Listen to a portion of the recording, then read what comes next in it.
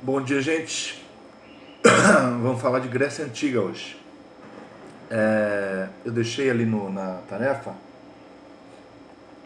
um mapa da Grécia Antiga para que vocês acompanhem, que a gente vai começar falando um pouco sobre a Grécia e a localização.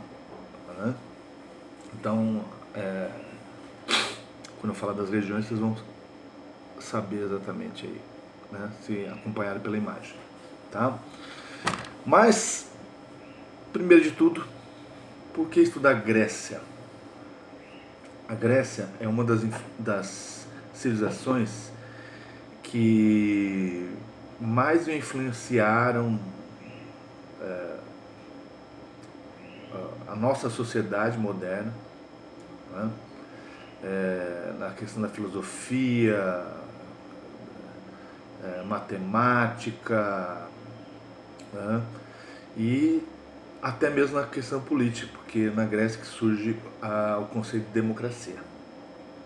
Né? Então é super importante para a gente entender o mundo que a gente vive, a gente saber sobre a Grécia e a contribuição dela. Bom, a Grécia ela vai se localizar, tá, na região que a gente fala sudoeste da Europa, e ela vai abranger três grandes pedaços. A Grécia continental, que é a parte do continente, que seria o que? No mapa de vocês, mostra ali Atenas, Etólia, Tessália, Épiro, Macedônia, né? Se bem que Macedônia não era especificamente grega, mas enfim, toda essa parte ali da Tessália, né, do Épiro e tal, ali é tudo Grécia continental. Né? E nós temos a Grécia peninsular, que é uma península, ali onde está Esparta, Olímpia, Argos, Micenas, Tirinto, Corinto, no mapa. Essa região aí é a península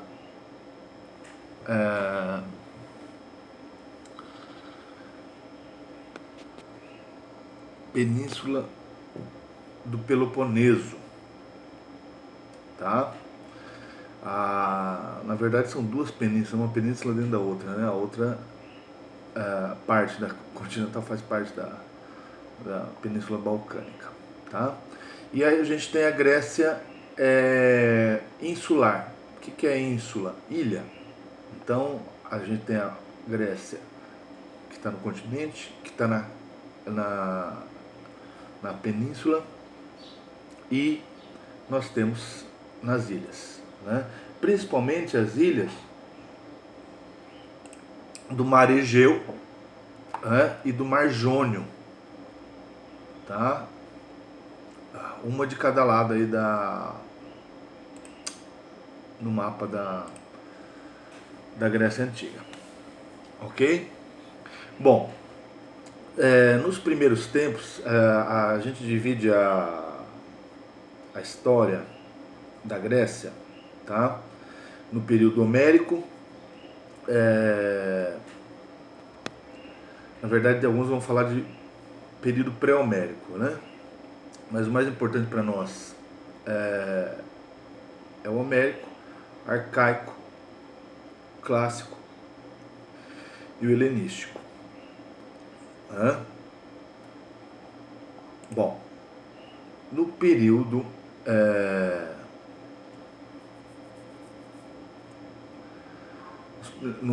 homérico, a gente chama esse período de homérico por conta dos poemas criados por um cara cego chamado Homero, que são atribuídos a ele, né? A gente não sabe se é dele mesmo, mas é atribuído a ele de qualquer forma. E ele escreveu duas obras, né, que de certa forma elas dão uma origem, né, da Grécia, tá? Quando se fala em período pré-homérico, só para a gente entender um pouquinho aqui, seria antes dessa junção. Então são vários povos que vão se juntando ali, porque na verdade a Grécia não é um país, a Grécia é uma grande região, Mas, e esses povos, eles são povos diferentes, eles cultuam deuses diferentes, e enfim, eles têm uma cultura bem diferenciada, né? Mas tem algo que vai unir eles, né? Que é a Grécia, né? E os costumes, em geral, né? Eu falei que a cultura era diferente em alguns aspectos. Em vários aspectos ela era bem parecida. Eles conheciam as mesmas tecnologias, né? Faziam parte praticamente dos mesmos povos originais, né? A Ilíada, vamos voltar lá para o Homero, né? A Ilíada seria a Guerra de Troia. Ilion, em grego, é Troia, tá? E a Odisseia é as aventuras do Odisseu. Quem que é Odisseu? É o Ulisses, o cara que fez o Cavalo de Troia, né? E, bom, a Ilíada, ela vai então nessa narrativa da Guerra de Troia, dar uma origem mítica aí no sentido dos gregos, porque eles vão se unir para derrotar Troia. Então essa união significaria aí a união dos povos gregos, enquanto povos gregos, né? E a Odisseia seria a volta do Odisseu, que é a história da aclamação da inteligência humana, né? Sobre uma coisa para enaltecer, né? A alma grega, né? Quem formou esses povos, na verdade, então, antes deles serem gregos, ou deles se autodenominarem gregos, né?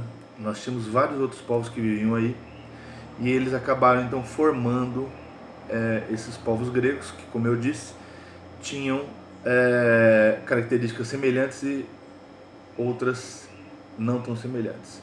Quais os povos? Jônios, eólios e dórios, tá? E também os dórios tinham parentesco ali com os aqueus, que invadiram a Grécia. Então essa mistura desses povos todos deu origem aos gregos, né? Bom, nesse período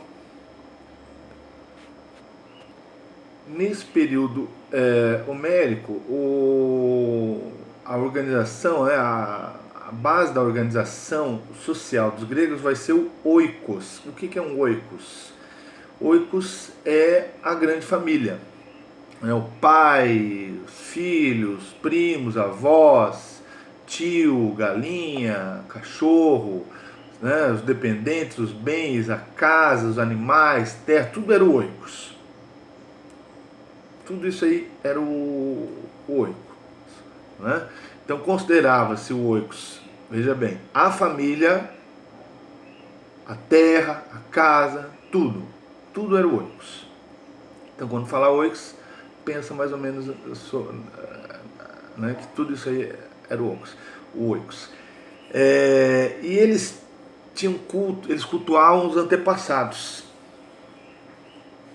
né? Eles acreditavam que todos eles, esses membros que faziam parte do oikos, eles tinham um antepassado comum. Então por isso que eles eram, por isso que eles estavam juntos ali, né? Então isso dá uma origem, né, mitológica aí, que vai dizer assim, olha, por que nós estamos juntos? Por que nós somos gregos? Porque a gente vem dos mesmos antepassados, né? A produção do oikos, ela era para subsistência, ou seja, ela era para o sustento do oikos. O que sobrava era acumulado pelo chefe do oikos, né?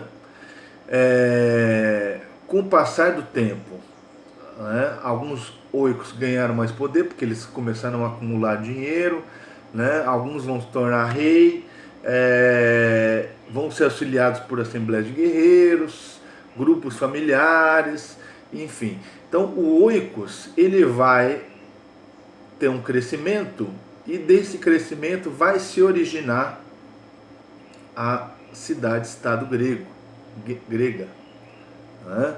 Que é o período que a gente chama de período arcaico. Ok?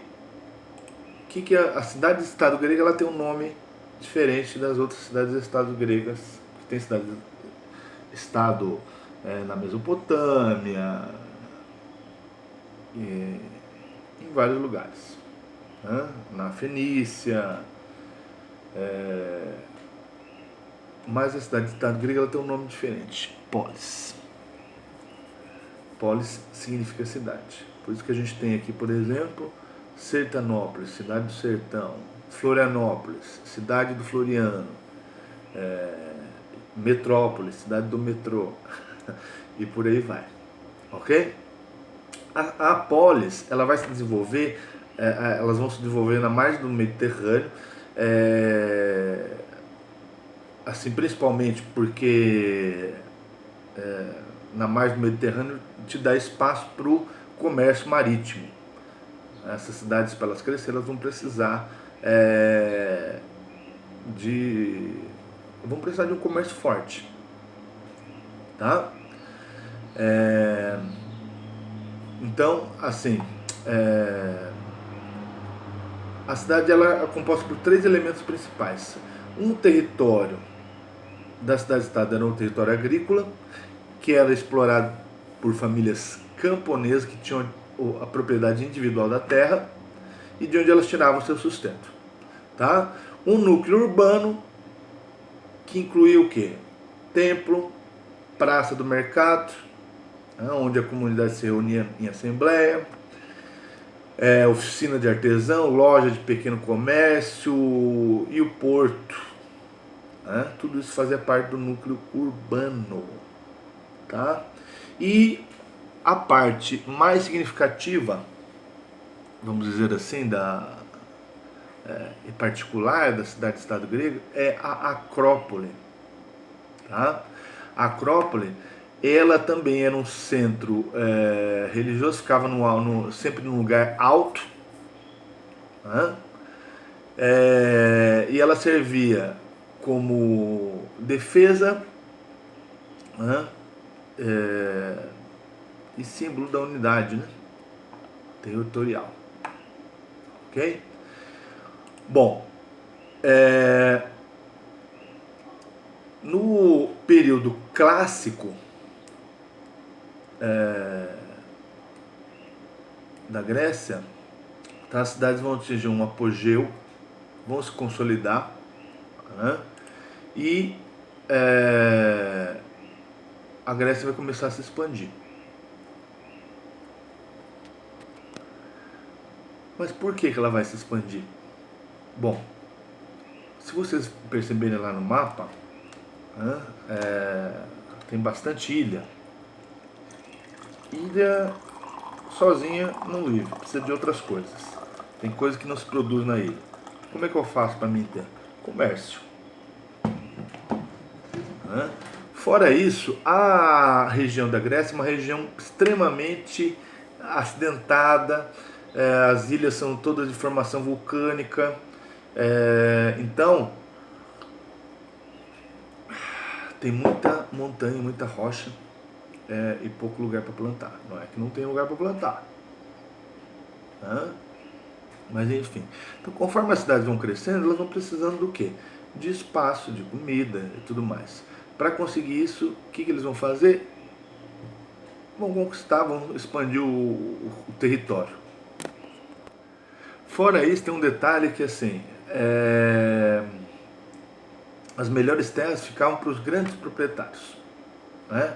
Os pequenos, eles acabavam tendo que pedir empréstimo para os grandes proprietários para poder manter a sua produção, né? E acabava que eles muitas vezes não conseguiam saldar a dívida, perdiam as terras e muitas vezes eles se tornavam escravos, né? Existia a chamada escravidão por dívidas, né?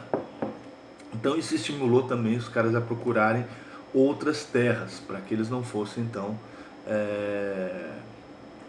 virassem escravos, né?